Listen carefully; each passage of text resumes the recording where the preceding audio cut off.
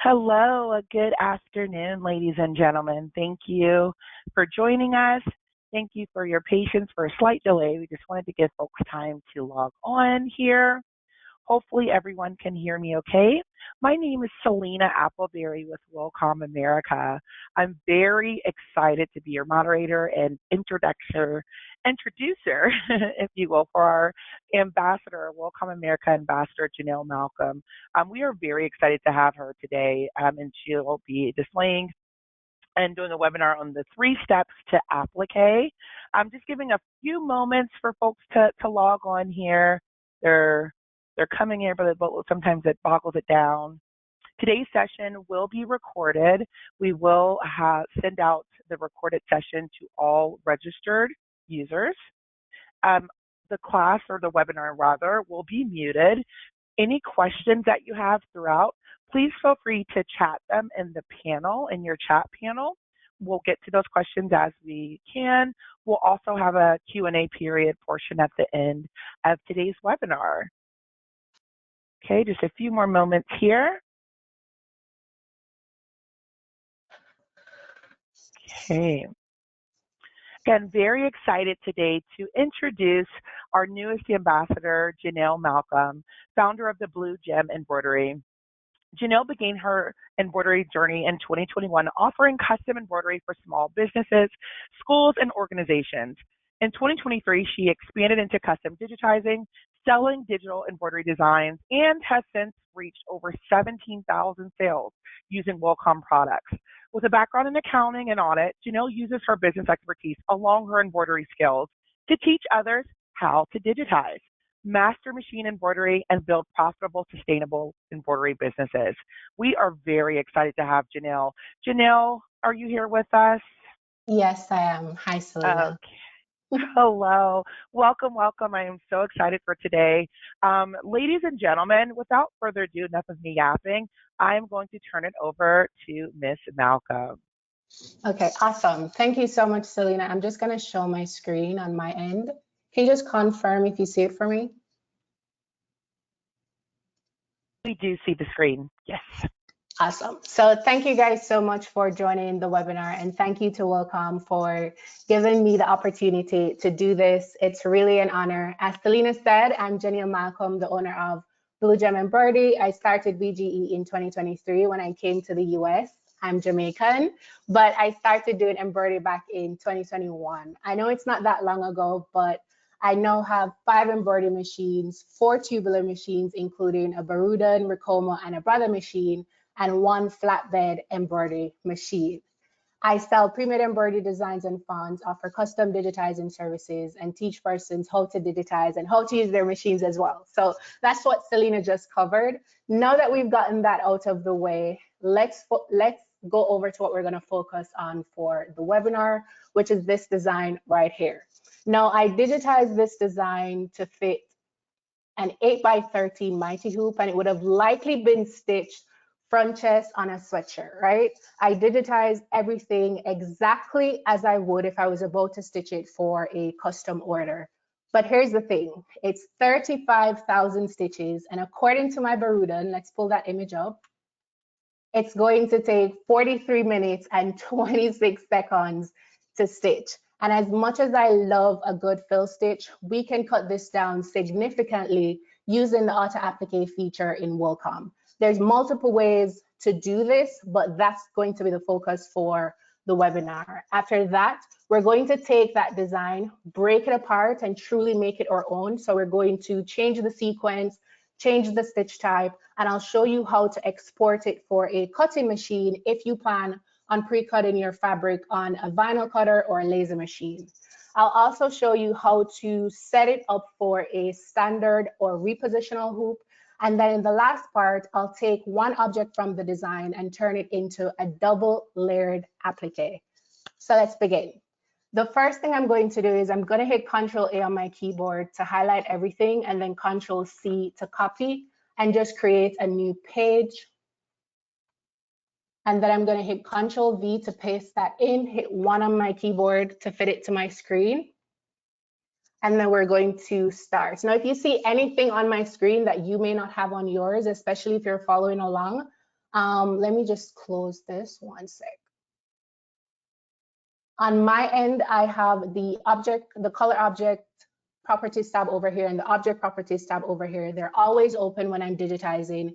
If you don't have this open, you can just go to Window, Dockers, and then you can select them right here to open them up, and then you can pin and unpin them to your screen.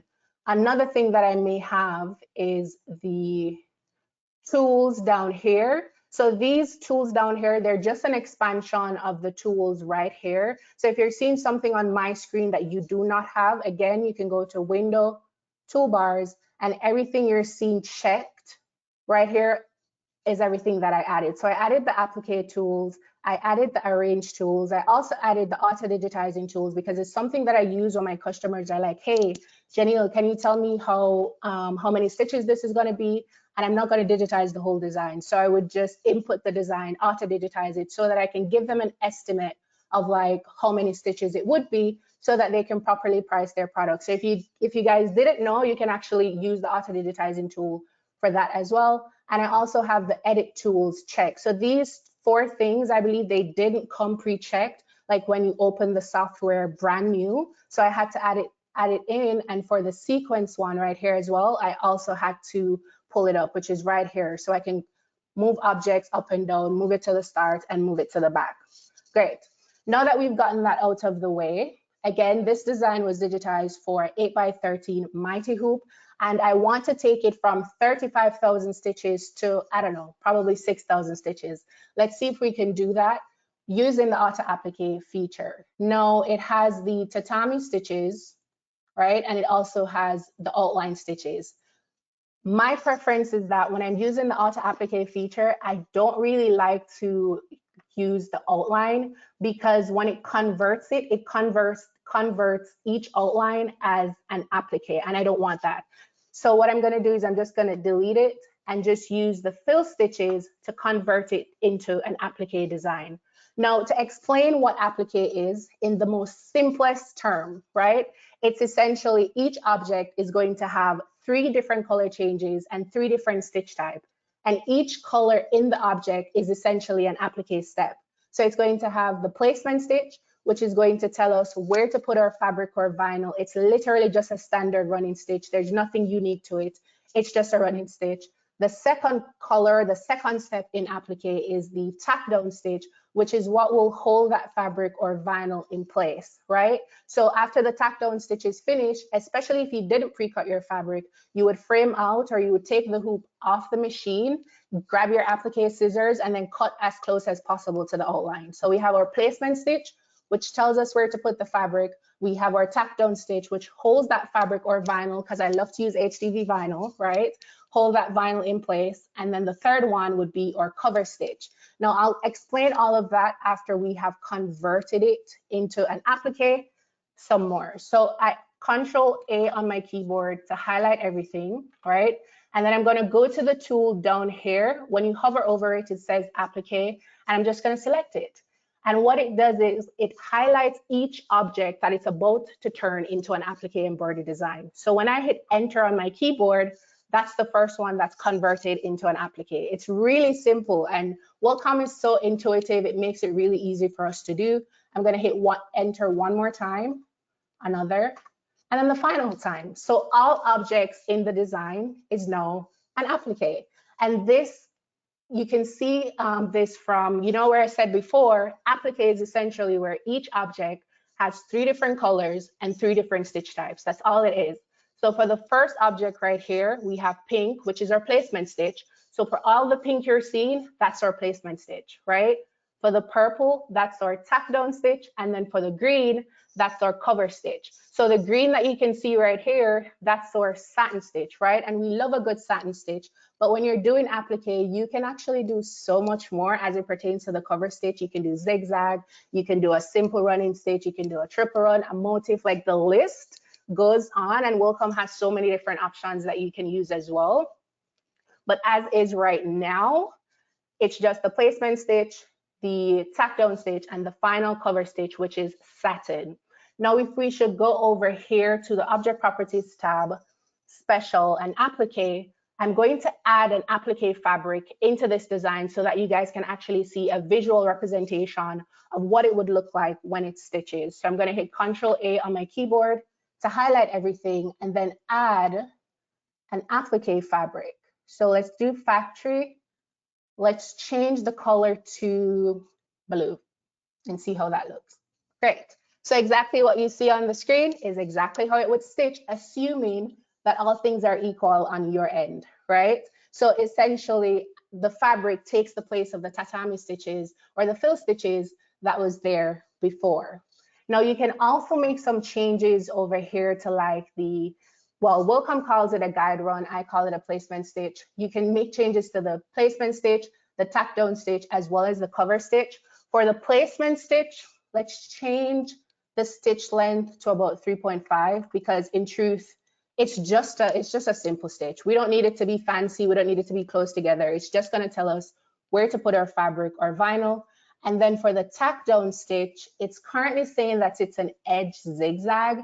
I personally don't use that. I like to use a running stitch, but the reinforced kind, which is like a triple run or, a triple run, right? So we're going to change this to a run stitch for now. And then when we break it apart, I'll change it again.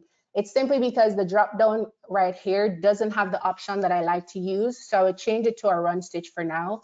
I don't change anything else. Again, the program is so intuitive and some of the things that are preset in the program, I can just let it stay as is, right? So we have the tack down stitch right here. If I should scroll down, we have the cover stitch.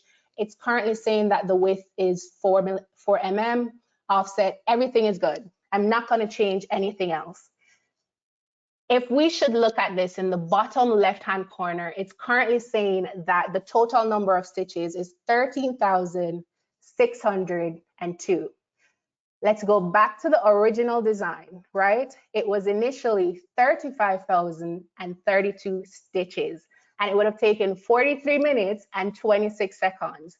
And now that we've converted it into an applique design using the auto applique feature, right? Some persons could take this, they could put it on their flash drive, put it on their machine and stitch it. I'm not that person. Like I love breaking it apart and changing everything how I want to change, resequencing it and all of that. But if you should take this as it is right now, the total number of stitches is 13,602. Let's do the maths real quick, right? So 13,602 divided by 850 stitches per minute, which is what I set my machines to, 60 minutes. 60 minutes. So it went from 43 minutes and I think 26 seconds to now 16 minutes. And that's what we love, right? So what we're going to do now is we're going to break this apart and make it our own. So we're going to change the sequence and all of that. So we're going to hit Control A on the keyboard to highlight everything and then Control C to copy. And let's create a new design. Control V to paste and then hit 1 on the keyboard to zoom that in to 100%. And this is what it looks like. One of the reasons why I'm going to break this apart is because I generally like having a lot more control as it pertains to the stitch type, the offset, the push and pull, like so much, all of that, right? I just like having a lot more control. And as a result of that, yes, the preset settings are good, but it can be better as it pertains to just my preference. And currently, because it's an applique object, each object, it's like combined. So I can't individually edit the purple and I can't edit, you know what I mean, the pink and change some stuff. So that's what I want to do now. So I'm going to Control A on the keyboard to highlight everything, right click on my mouse and then select break apart. So I don't know if you guys see that. It literally went from, let's Control Z to undo. It literally went from this where everything is combined. Let's right click and hit break apart one more time to where I can now edit each individual applique step. And remember, pink would be our placement stitch, purple would be our tack down stitch, and then green is our cover stitch. I'm just going to delete these extra stitches right here. It's just the stop function, which I don't really need, or the color change. I don't need that. Let's hit delete. Let's hit delete. Okay, great. Now, if I should hit the play button on the software and play it out, it's going to do each applique object by object, and I don't want that. I want it to do for the whole design right? So I wanted to do the placement stitch for the whole design and then do the tack down stitch for the whole design and then the cover stitch, so on and so forth. So what we're going to do first is I'm going to hit Control A on the keyboard and I'm going to sort it by the color. So I'm going to hit sequence by color down here. Again, when you get the program brand new, this isn't there, so you have to add it in. Just go to Window and Toolbars. Okay, so I'm going to sequence by color. This is something that I love about Wilcom because Hatch doesn't have it. So I can like move it around, move it up and down. I love that this is there, especially if I'm working with a lot, you know, like a more detailed design. Yeah, so I'm just gonna hit OK because that's good for me. Pink is our placement, purple is our tack down, and green is our cover stitch. That's good, that's what I want. So we're gonna hit OK, and there we have it. So everything is together now. We have our placement stitch, our tack down stitch, and then our final cover stitch. So let's edit each of these separately. For our placement stitch, if we go over here to outlines, you can see that it's just a run stitch. We don't want anything else, right? We had already changed the outline to a 3.5, so we're just gonna let that stay. We're not gonna change anything else. That's good. For the tack down stitch, this is where I generally prefer to use a triple run, simply because as much as I have all these machines now and I have a vinyl cutter and a laser machine, when I started, I didn't have all of that, right? So I had to hand cut my applique fabric after the tack down stitch was finished. And there are times when the fabric would shift, especially because sometimes it's just a standard running stitch. So I prefer to use a triple run because it's a little bit more reinforced, right? And if I should accidentally snip a piece of thread, I don't have to worry about it because it's reinforced. At least that's how I view it. Other people may view it differently. So I've selected the purple, which is our tack down stitch, and we're gonna go over here and we're gonna change it to a triple run. Great, that's it. That's literally it. We're not gonna do anything else. So intuitive because the settings are good for me. And if we should go to the cover stitch now, right? We want to change the cover stitch as well because I love a good satin stitch. Personally, I prefer a satin stitch. My customers also love a good satin stitch, especially when they're stitching their mama designs, which is really popular with applique and like baby onesies. But the truth of the matter is we can get this down from 15,000 to way lower than this, right? Currently, it is still saying that it's an applique, which means we can't really make the change that I want to make. So we're going to have to break apart this element one more time. I'm going to right click and hit break apart. Great. So now all the cover stitches are a column C, and now we can make a lot more changes. So one of the first things that I'm going to do is actually to change this to a zigzag. So I want the cover stitch to be zigzag instead of a satin stitch. And remember I said when you're doing applique, you have so many options that you can use. Satin, zigzag, motif, stem run, stems, all of them. You can use all of them, right? But we're going to change it to a zigzag for the purpose of this webinar. So with everything selected, go right here, right? When you hover over it, it says zigzag. Let's select it.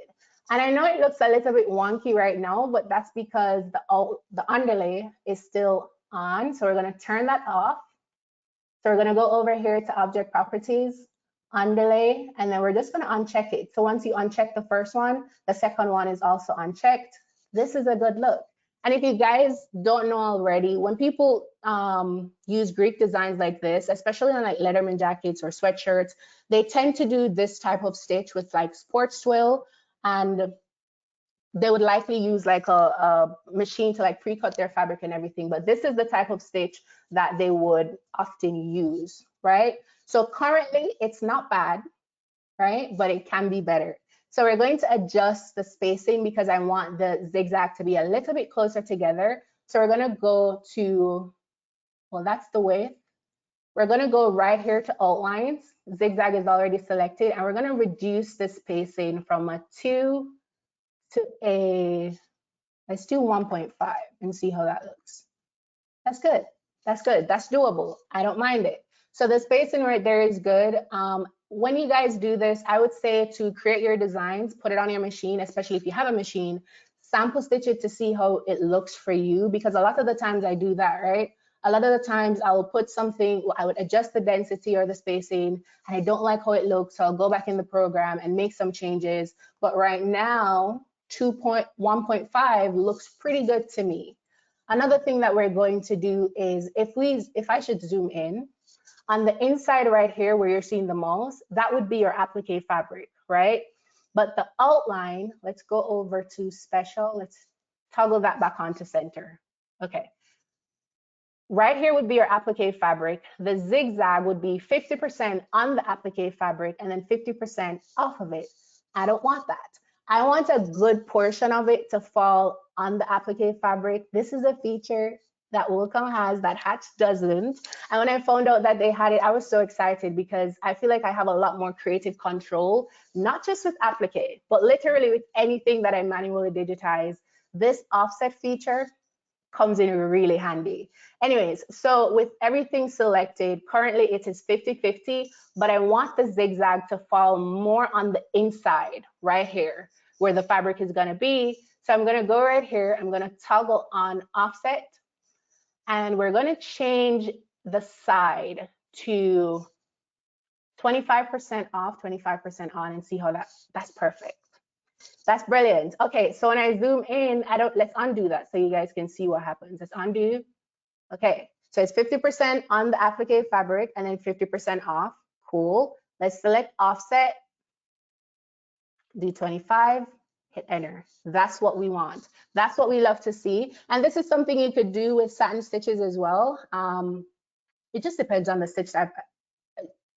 It just depends on the stitch type where you can do this. But for the zigzag stitch, I just prefer this look. Let's make sure all of them are good. 25% off and 75% on. Good, good. Everything is perfect. Great. So again, this is a feature that Wilcom has that Hatch doesn't. It's a feature that I use a lot now since I found that it's in here.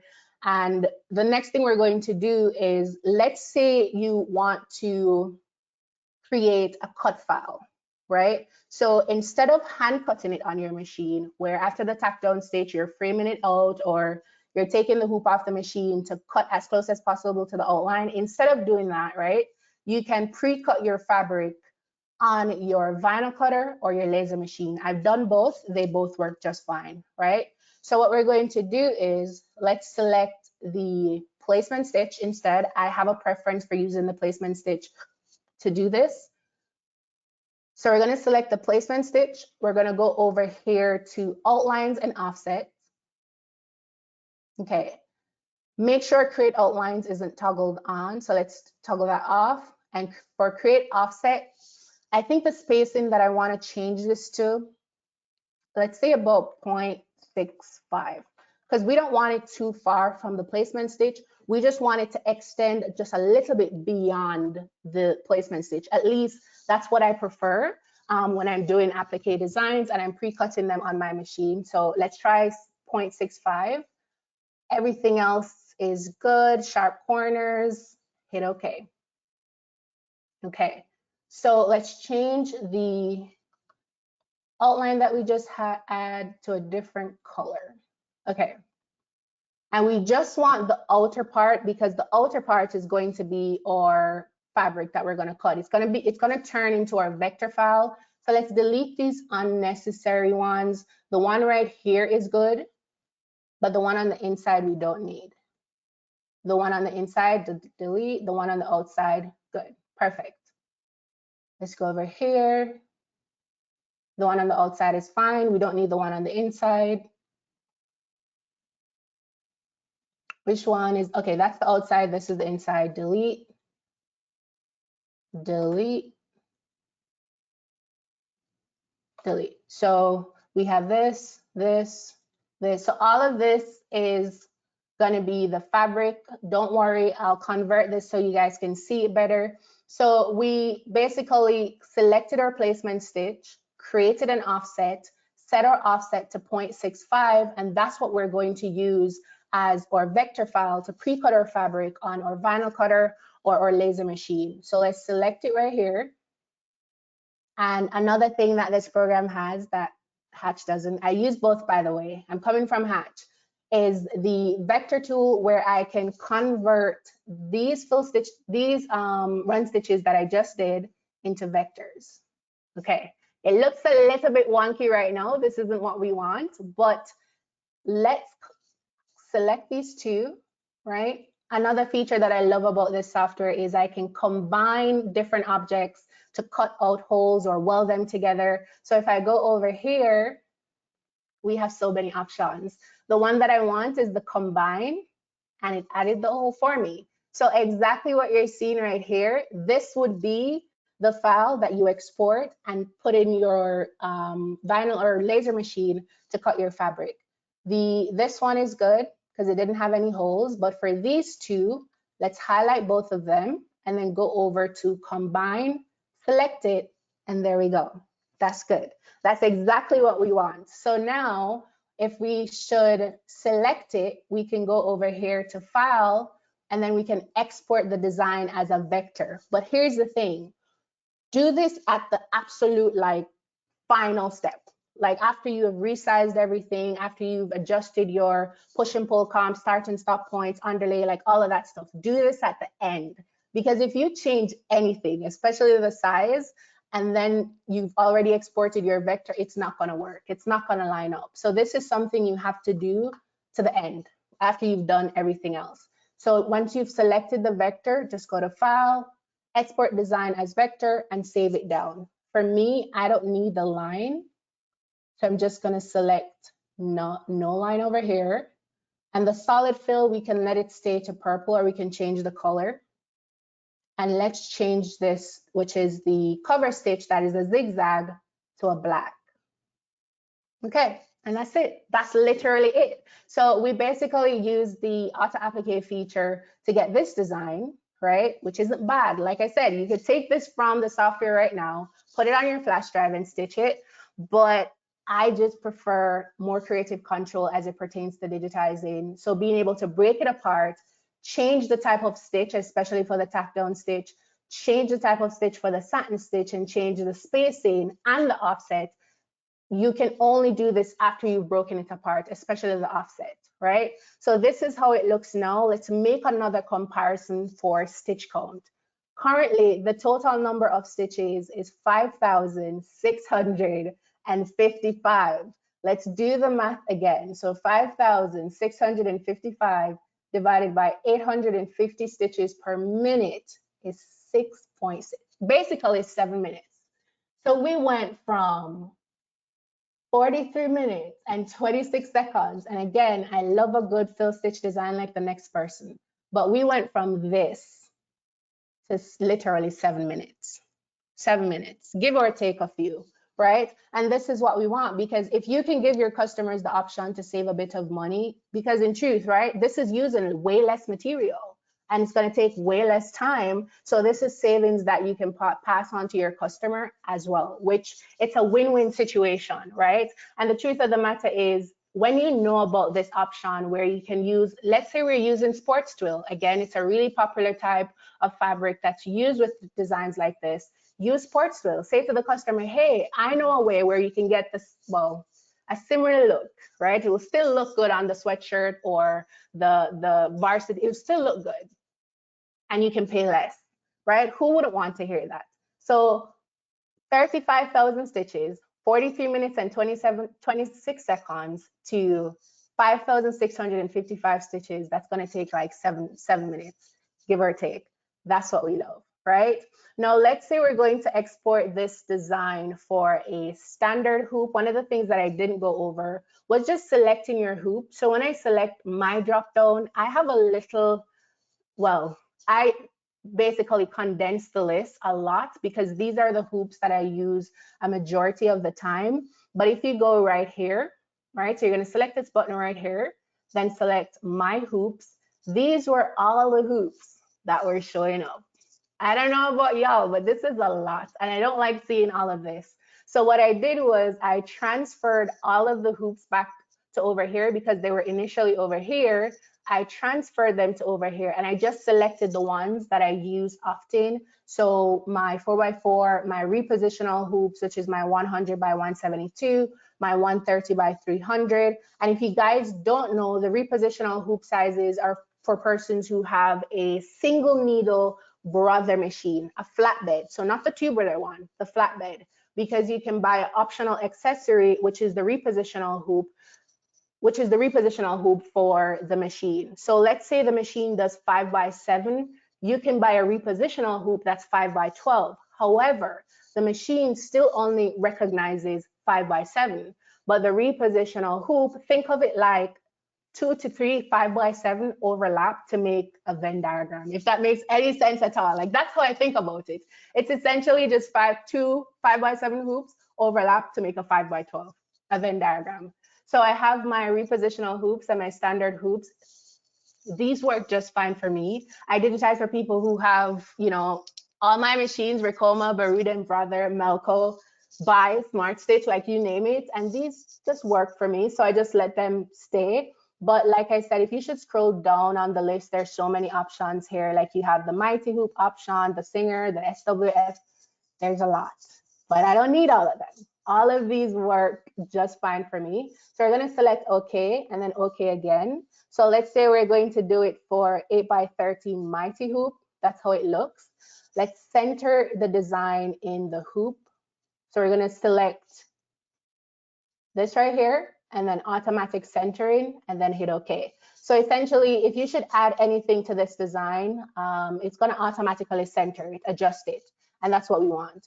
So this is how the design looks. Normally though, prior to digitizing, I would select my hoop, fit the image that I'm going to be digitizing in the hoop, and then I would remove it after. So I'm kind of going backwards, but yeah, this is the 8x13 hoop. This is the design centered into the hoop, not bad. Let's do it for the repositional size, right?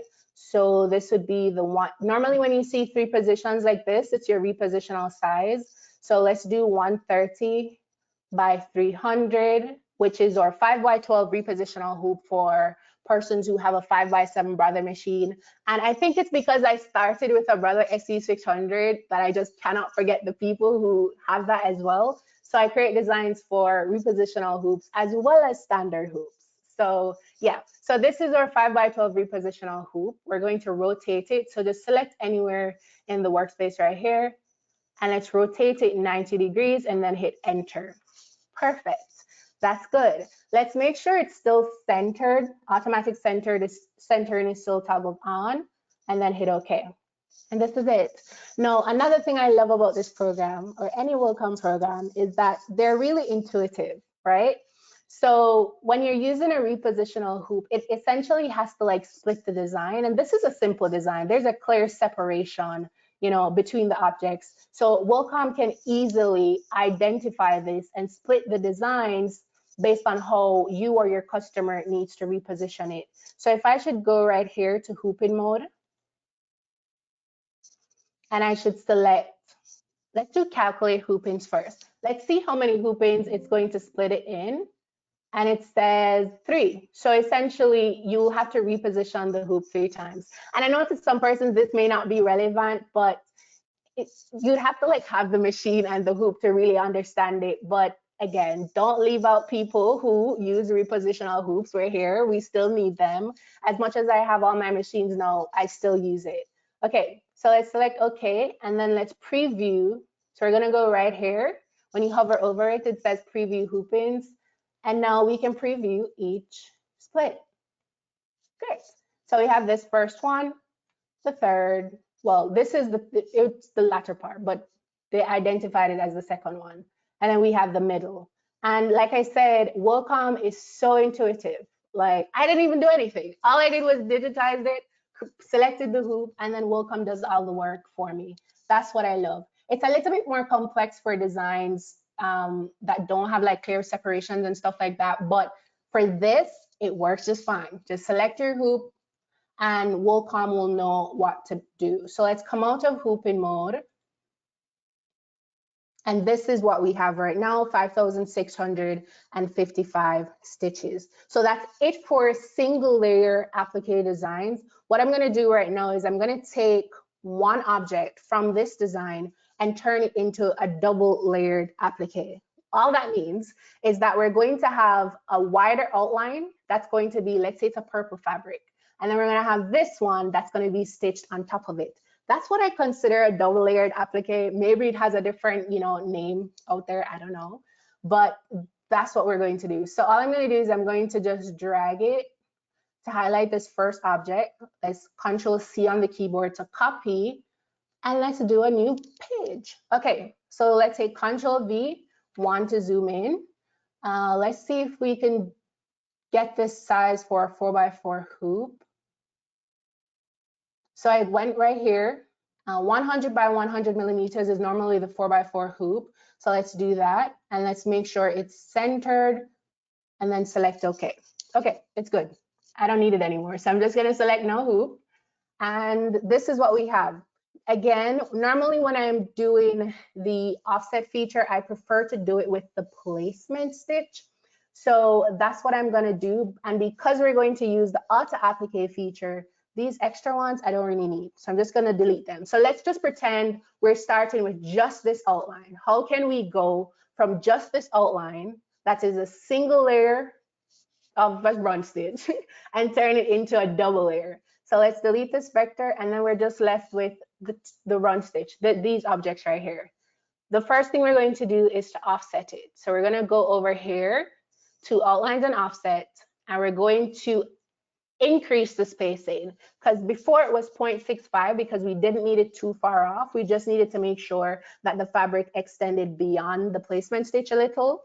But for this one, we want to go a little bit more wider, right? So let's try 5.5. Let's see how it looks. We're going to let it stay as a run stitch. The color is good. All of these options are good, and select OK. Okay, good. I think 5.5 is good. Let's delete this inside piece because we don't need it. Okay, hopefully you guys see the vision, but if not, just hold on, it's coming. So this will be our larger fabric, which is the green. So what we're going to do is let's go to the sequence toolbar right here, and let's move it to the start. So we're going to have our green and then our pink. Again, when I'm using the Appliqué tool, I generally prefer to do it with fill stitches, tatami stitches, because it just, you know what, let me show you. So if I should highlight all the objects, right? So Control A on my keyboard to highlight all of them and select Appliqué, it turns each individual object into an applique. So that means if I should Control A to highlight and add the fabric and select OK, where's the hole? You know what I mean? It just doesn't make sense to me. So that's one of the reasons why I don't use the outline or the run stitch. It has to be a fill stitches for me if I'm using the auto applique feature. So let's undo that because we don't want it, right? Now, what we're going to do is let's Control A on our keyboard and turn this into a tatami fill stitch. So we're going to go right here. When you hover over it, it says tatami. Let's select it. Okay. Again, I know it might look rough, but it's coming. It's coming. Okay, so we have the green and we have the pink, but we need the holes. Okay, so we're going to select both objects for the green, and this lovely tool over here, we're going to hit combine.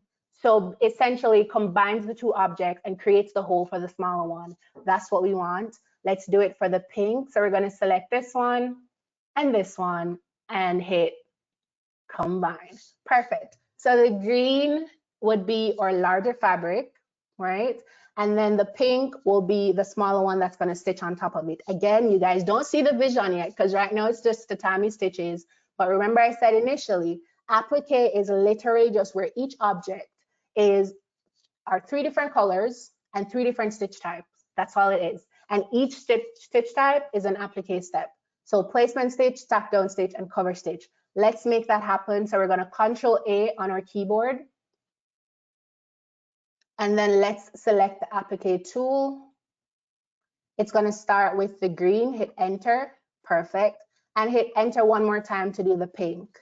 Okay, the vision it's coming together. Let's Control A on the keyboard. This is a little bit too wide for me as it pertains to the satin stitches. So let's adjust that over here under the Object Properties tab, Special. We're going to go to the cover stitch because that's the one I want to adjust.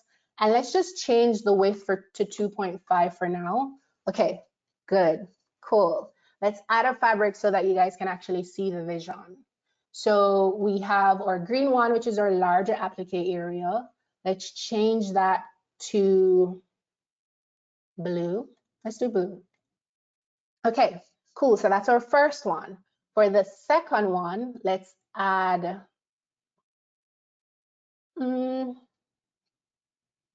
yellow. Let's do yellow.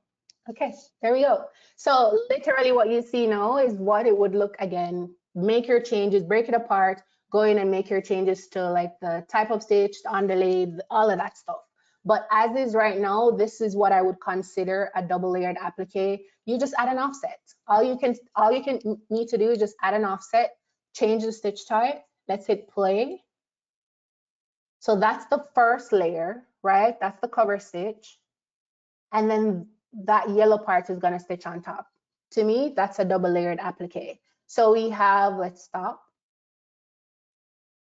We have our single layered applique where it's just one layer, real quick, real simple. And then we have our double layered applique. So essentially you can do the same thing, right? You just copy the placement stitch, copy, create a new page, paste that in, hit 1 on the keyboard, add your offset. 5.5 is good, but you can play around to see which one works for you. Let's select OK. It's combining it, and I don't really like that, so we need a little bit. Let's reduce that. So let's undo, and let's reduce it to 4. Let's see how 4 looks. Hopefully it doesn't. Okay, that's good. And then we can just delete all of the ones that we don't need. So it'd be this inside one, this inside one, this, and then, oh, this is confusing. What's going on here? Did I do that right? Hopefully I did. Okay, so it takes a bit to figure out what's happening right here. Let me see. We don't need this inside piece. We also don't need that. I think I messed up somewhere along the line as it pertains to this one, but that's literally all it is. You copy your placement stitch, add an offset, turn these outline into fill stitches, tatami, and then convert it into an applique using the auto applique feature that's right here. And that's literally it. I'm finished. Selena? Thank you so much, Jannille. This was awesome. We are going to open up the floor for a few questions. I have some questions here that I'm going to raise up that we can go over. Ladies and gentlemen, if you have any additional questions, again, in the chat or questions panel rather, you can type those questions in. We'll try to cover those. And anything that we don't cover, please reach out to us offline directly at Wilcom between support and our sales office. We can answer those questions. But one of the first questions, we had was, how can you adjust corners? So going back to the zigzag stitching and some of that on the inside corners with the miter kind of top corner there, that top, yep. How can that be adjusted in the Wilcom? Okay, let's move this.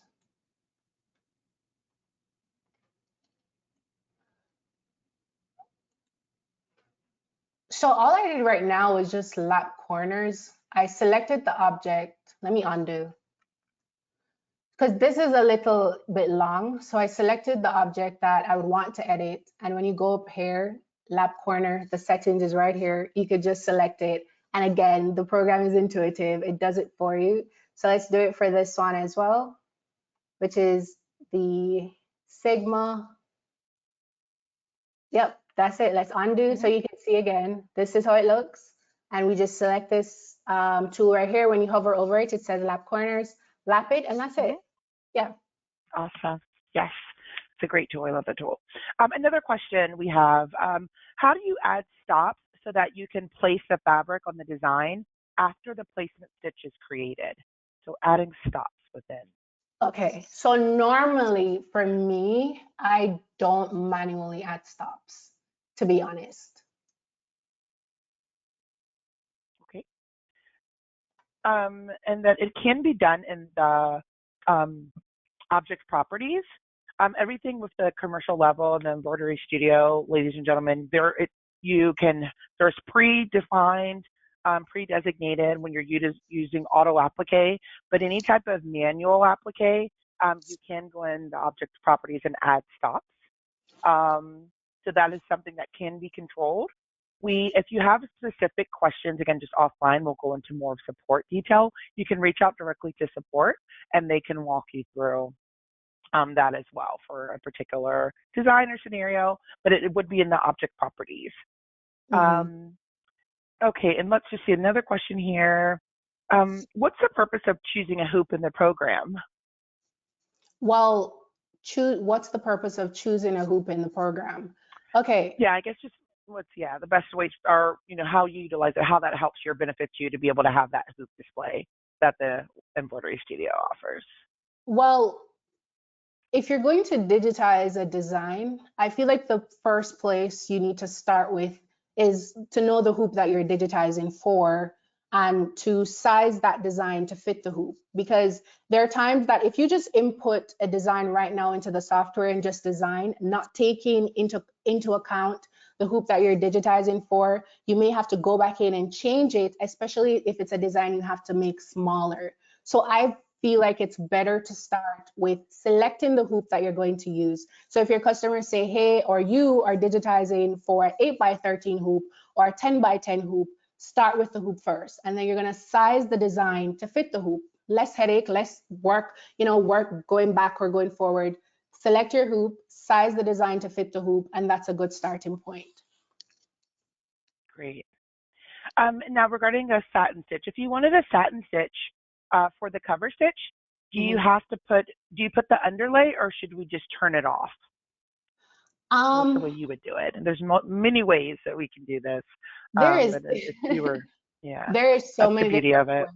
But as it pertains to a satin stitch, what I love about when doing the satin stitch is after the tack down stitch, it will be the tack down stitch will be just a standard triple run, right? Or a run stitch. The satin stitch, I want it to pull in any excess fabric, especially if you're not pre-cutting, right? And you're hand cutting. I want the satin stitch to pull in any excess fabric. So I would actually add an underlay, which is a zigzag. It would be the only underlay that I would have. But again, it kind of depends on the size of the design, because if it's a really small applique, no underlay is needed. But if it's a bigger one and you're using fabric that kind of needs to be pulled in because you're hand cutting it, it pulls it in or pulls in any excess that you didn't get before that satin stitch goes down. So I would add a zigzag. Okay. I mean, that was great that you highlighted the triple run, right? That's another way, like, to just give that double stabilization in a sense, as well for your initial placement or guide run stitch. Another question we have, okay, so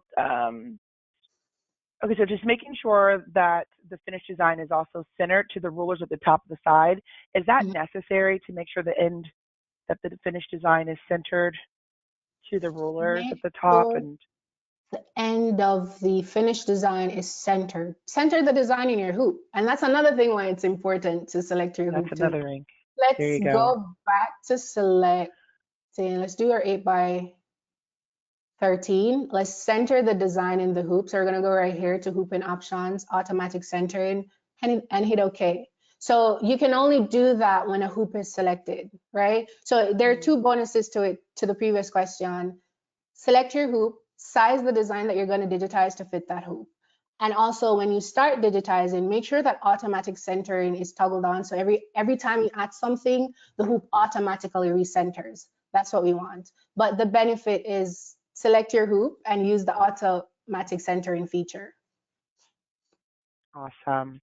That's also a new feature as well, ladies and gentlemen, just overall in 2025, the auto center, which it sounds small, but it's just that little icon. Jannille, can you just point to that icon, to the auto center icon that would apply at the very top next to kind of your lock screen for positions, your sizing right there. Yep, so it looks like a bullet. It's going to be far over to the left there. And it's just like the toolbar. Keep going all the way. Looks like a little, there we go. That target bullet there. So that's going to be your new center all. It's great. I mean, that's brand new for 2025, guys, just as well, just so you're aware of that. We will have existing questions or any questions, I'm sorry, that we did not cover, again, please feel free to reach out to us directly. Jannille has a fantastic offering and treat that she is offering for all attendees and registered users for today's webinar. It is going to be valid through the 13th, so we have a few days to get a free DAD 3D puff flat design, a flat design and a 3D puff design from her website. She is going to include in that code there, Wilcom times blue or Wilcom X blue. We will follow up via email with information, but please feel free to go to Jannille's website, the Blue Gem Embroidery, look at all of her offerings, tons of fabulous designs, and please feel free to reach out to her, contact her directly, follow her on all social platforms.